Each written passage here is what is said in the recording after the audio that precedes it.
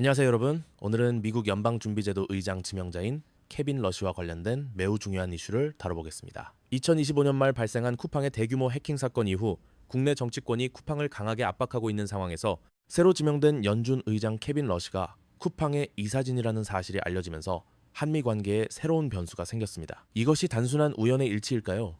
아니면 향후 한국 경제와 정치에 중대한 영향을 미칠 복합적인 요인일까요? 함께 살펴보겠습니다. 먼저 상황을 정리해 보겠습니다. 2025년 12월 쿠팡은 사상 최대 규모의 개인정보 유출 사건을 겪었습니다. 세상의 모든 핫한 이슈 리딩과 함께하세요. 구독, 좋아요, 알람 설정 부탁드립니다. 약 2,800만 명의 고객 정보가 해커들에게 노출되었고 여기에는 신용카드 정보, 주소, 구매 내역까지 포함되어 있었습니다. 이 사건 이후 국내 정치권의 반응은 매우 강경했습니다.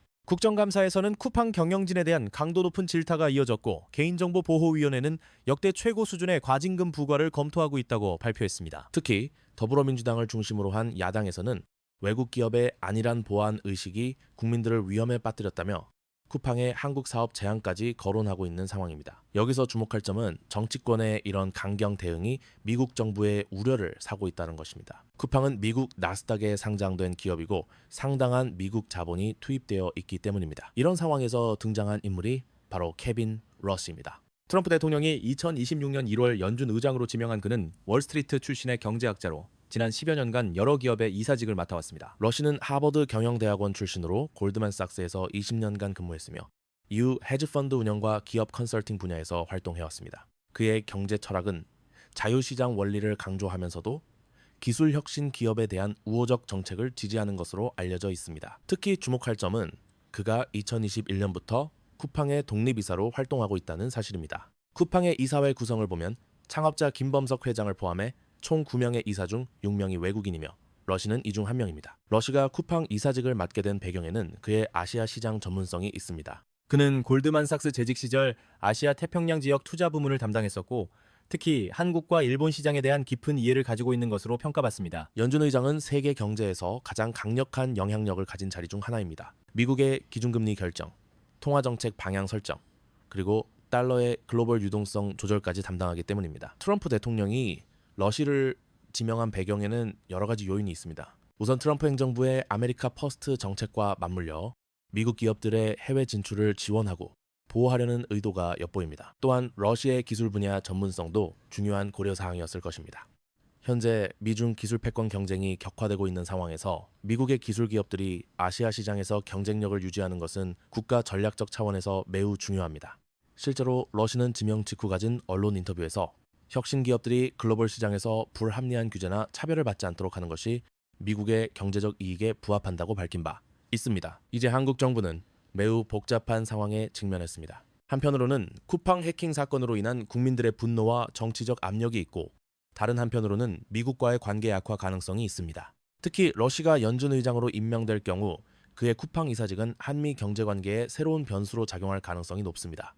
연준 의장이라는 막강한 지위를 가진 인물이 동시에 한국에서 규제를 받고 있는 기업의 이사라는 점에서 이해관계의 충돌 가능성을 배제할 수 없습니다. 현재 한국 정부 내부에서는 이 문제를 어떻게 접근할지에 대한 다양한 의견이 제시되고 있습니다. 외교부는 개별 기업에 대한 규제 조치와 한미 관계는 별개라는 입장을 유지하고 있지만 실제로는 상당한 고민을 하고 있는 것으로 알려졌습니다. 경제 부처들도 마찬가지입니다. 개인정보 보호라는 원칙을 지키면서도 한미 관계를 고려해야 하는 상황에서 적절한 균형점을 찾기 위해 노력하고 있습니다. 미국 정부는 이미 여러 채널을 통해 한국 정부의 우려를 표명하고 있습니다. 미국 상무부는 지난달 한국의 쿠팡에 대한 과도한 규제가 양국 간 투자 협정에 위배될 수 있다는 입장을 비공식적으로 전달했습니다. 또한 미국 의회에서도 움직임이 포착되고 있습니다. 하원 외교위원회 소속 공화당 의원들은 동맹국에서 미국 기업이 불합리한 대우를 받고 있다며 국무부의 대응 방안을 요구하는 서한을 보냈습니다. 러시아의 연준 의장 지명 이후 이런 압력은 더욱 구체화될 가능성이 높습니다. 연준 의장이라는 위치의 특성상 직접적인 개입은 어렵겠지만 그의 존재 자체가 상징적 압력으로 작용할 수 있습니다. 실제로 월스트리트 저널은 최근 사설을 통해 한국의 쿠팡 압박이 미국 투자자들의 아시아 투자 의욕을 떨어뜨릴 수 있다고 경고하기도 했습니다. 앞으로 이 상황이 어떻게 전개될지 몇 가지 시나리오를 생각해 볼 수 있습니다. 첫 번째는 타협적 해결 시나리오입니다. 한국 정부가 쿠팡에 대한 제재 수위를 조절하고 미국 정부도 과도한 압력을 자제하면서 적당한 선에서 합의점을 찾는 것입니다. 이 경우 쿠팡은 상당한 과징금을 내되 사업 제한은 피할 수 있을 것입니다. 두 번째는 갈등 심화 시나리오입니다. 한국 내 여론이 계속 악화되고 정치권의 압력이 강해져서 정부가 강경 조치를 취하는 경우입니다. 이때 러시가 연준 의장으로서 어떤 입장을 보일지가 관건이 될 것입니다. 세 번째는 우회적 압력 시나리오입니다.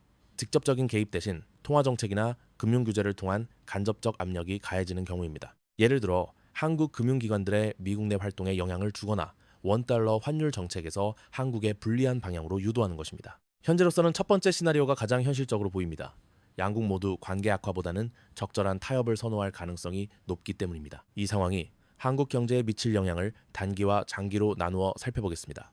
단기적으로는 주식시장의 변동성 증가가 예상됩니다. 쿠팡 주가는 이미 상당한 영향을 받고 있고 다른 한국 관련 기업들도 투자 심리 악화로 인한 영향을 받을 수 있습니다. 또한 외국인 투자자들의 한국 시장에 대한 신뢰도에도 영향을 줄 수 있습니다. 특히 기술 분야 외국 기업들의 한국 진출이나 투자 결정의 부정적 요인으로 작용할 가능성이 있습니다. 장기적으로는 더 복잡한 양상을 보일 것 같습니다. 만약 이 사건이 한국의 규제 환경에 대한 재검토로 이어진다면 오히려 더 투명하고 예측 가능한 규제 체계 구축의 계기가 될 수도 있습니다. 반대로 외국 기업들에 대한 국민 정서가 악화되어 보호주의적 정책이 강화될 가능성도 배제할 수 없습니다. 이 경우 한국 경제의 개방성과 글로벌 경쟁력에 부정적 영향을 줄 수 있습니다. 케빈 러시의 연준 의장 지명은 단순히 미국 내부의 인사 문제가 아닙니다.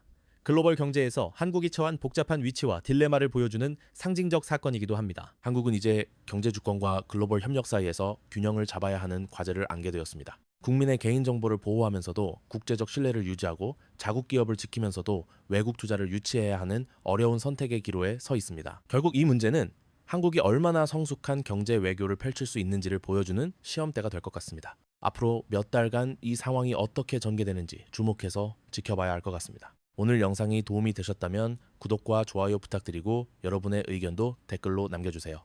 다음 시간에도 흥미로운 주제로 찾아뵙겠습니다. 감사합니다.